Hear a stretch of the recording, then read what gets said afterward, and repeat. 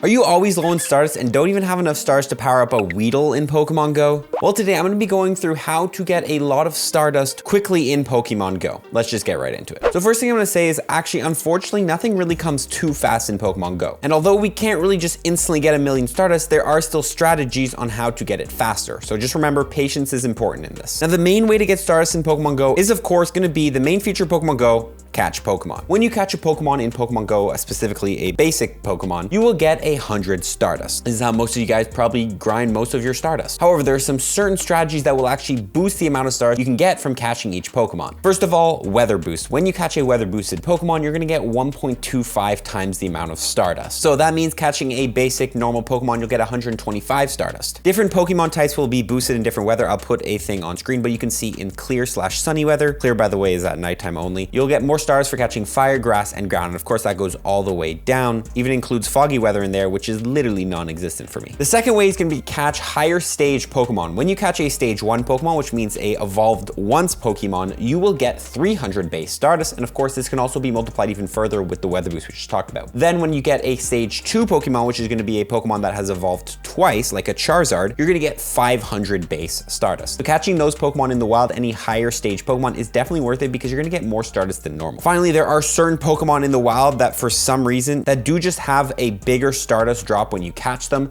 This is because in the main series games, I believe these Pokemon hold items that are very valuable, but in Pokemon Go, instead, when you catch them, you'll just get more Stardust. These Pokemon include, and I will put their base Stardust on screen, Paris, Parasect, Meowth, Persian, Alolan Meowth, Alolan Persian, Shelder, Cloyster, Staryu, Starmie, Delibird, Shroomish, Breloom, Sableye, Chimecho, Combi, Vespiquen, Audino, Trubbish, Garbodor, Fungus, Amoonguss, Morlul, and Shiinotic. All of those Pokemon, catch them in the wild, they're gonna have a higher boost than normal. Of course, some more than others, like Audino has a base 2100 Stardust. When you catch an Auto, you get 2100 Stardust. It's like catching 21 Pokemon, but any of those Pokemon is definitely worth catching in the wild, especially when you see them during events, because that's a really good way to grind a lot of Stardust, since these Pokemon just get you more. Finally, of course, the last one is gonna be use a Star Piece. Star Piece is an item you can buy in Pokemon Go for 100 coins. You can also get it through certain boxes, as well as for free through certain researches. This item will multiply all the Stardust you gain from any sort of method by 1.5 for the next 30 minutes. We even have some events that will boost the duration of Star Pieces, so it's definitely an item you're gonna want. Of course, throwing on a Star Piece while you're out grinding, catching Pokemon weather boosted, higher stage ones,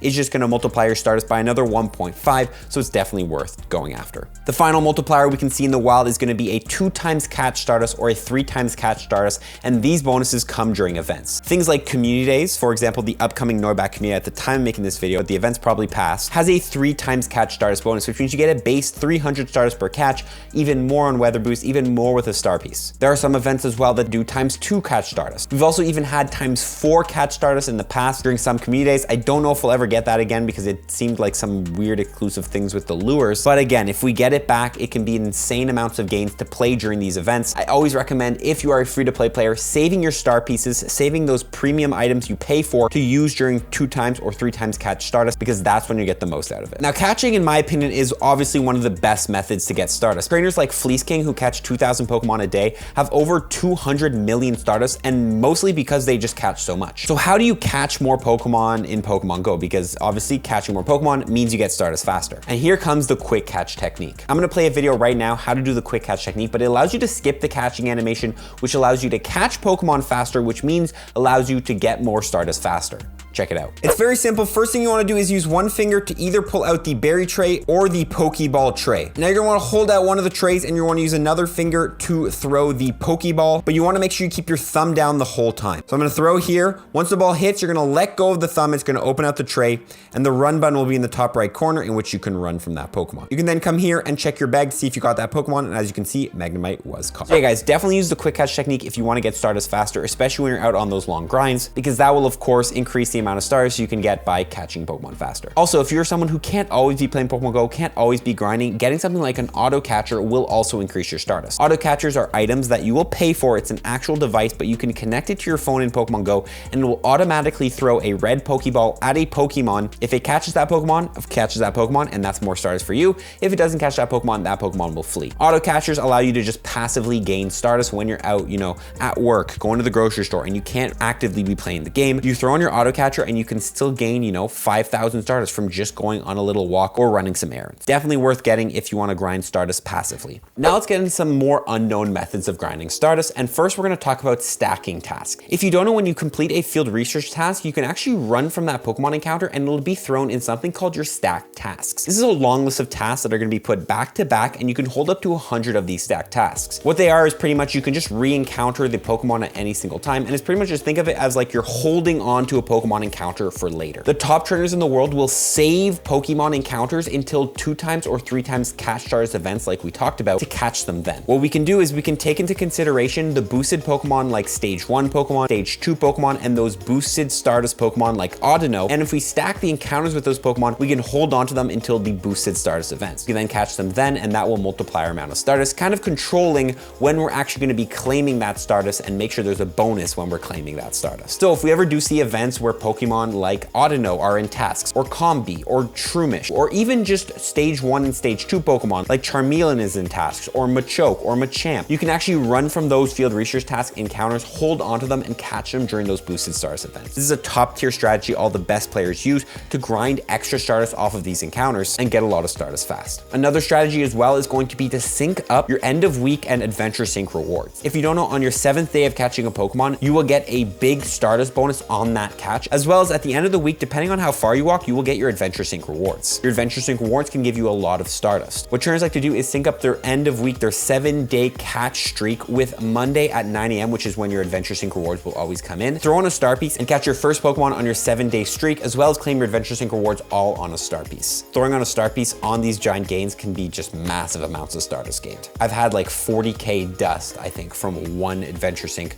plus 7-day streak reward. Now, not everyone can go out, not everyone can do all this stuff. Some people live in rural areas and they just can't really catch as many Pokemon or stack as many tasks. And this comes in one of the best ways to grind Stardust at home, which is of course going to be PvP. PvP is one of the best ways to grind Stardust if you can't go out. Reason being is at the end of every single set, which is 5 battles, you will gain a certain amount of Stardust depending on how many battles you won. Also, there was a reward track in PvP, and every time you win a game in a row, you will go down to the next reward track up to 5 wins in a row. Now, some of those rewards in that reward track is of course Stardust. So just going ahead and grinding Stardust on PvP is definitely going to be worth it because you can get a lot of Stardust from just winning a couple battles. You don't even have to necessarily win all the battles. However, there's ways to take this even further. There is also a premium reward track under the regular reward track, which you can use one of those green raid passes, those green battle passes to unlock. This reward track for winning games in a row will give you more Stardust and give you more items. So if you want to risk it and you think you can win a lot of battles in a row, definitely go with the premium reward track. Finally, Go Battle Days and different Stardust boosted events. Things like Go Battle Days, in which is the day where you can do up to 100 battles, and usually we have like 3 times or 4 times Stardust from PvP rewards, are great ways to grind Stardust. Throwing on a star piece, doing a bunch of battles on a Go Battle Day is a way to get a lot of Stardust, especially if you go with the premium reward track. Obviously, you're gonna need the skills to back up these gains, and you're gonna need to be able to win battles consistently. It can still be an amazing way to grind Stardust. Some people even just automatically lose their battles on Go Battle Day because you still do get Stardust for losing 5 battles in a row on Go Battle Days. So if you're not a really big battler, but you still want to grind a lot of Stardust, just give people free wins, let them knock out your Pokemon, and you still reap the rewards, just not as much as if you were going to win. Finally, that brings us to our last method here, which is going to be Tread to the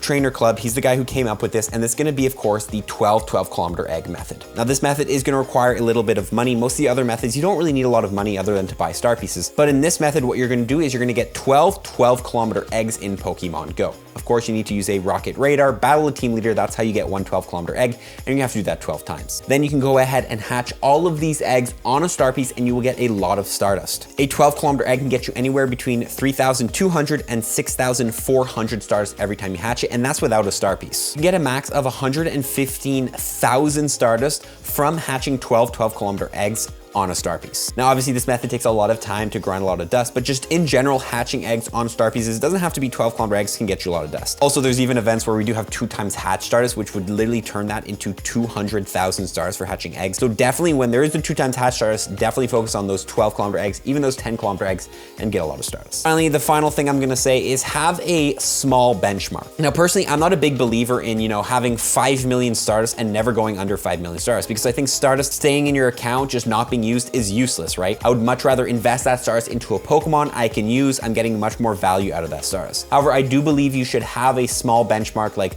never go under 500k Stardust or never go under 1,000,000 Stardust. Reason being, if a new Pokemon drops or, you know, for some reason you need emergency Stardust and you need to use it, you want to make sure you're not at 0 Stardust, right? This is very useful for me because sometimes a new Pokemon drops and I want to power it up. But I do believe anything over 500,000, anything over 1,000,000 Stardust, you can go ahead and just spend, because again, that Stardust is much more useful used. So never be scared to spend Stardust in Pokemon Go. Never be scared to invest in Pokemon, because it's much more useful to put that Stardust into Pokemon than just have it sitting there in your account. It's like money, right? You don't just leave the money in your bank account, you put it into investments. This is not real financial advice though. Don't follow my financial advice. With that being said though, that is pretty much the video, guys. If this video helped you, let me know in the comment section below. If you have other tips on how to grind a lot of stars, feel free to comment below. Feel free to also go check out the comments below, because there might be some stars tricks that I went and missing, but you know, the community knows better. That's it from me though, guys. Good luck getting stars in Pokemon Go. Get that dust and invest it into your favorite Pokemon. See you in the next one. Follow for tips. Peace.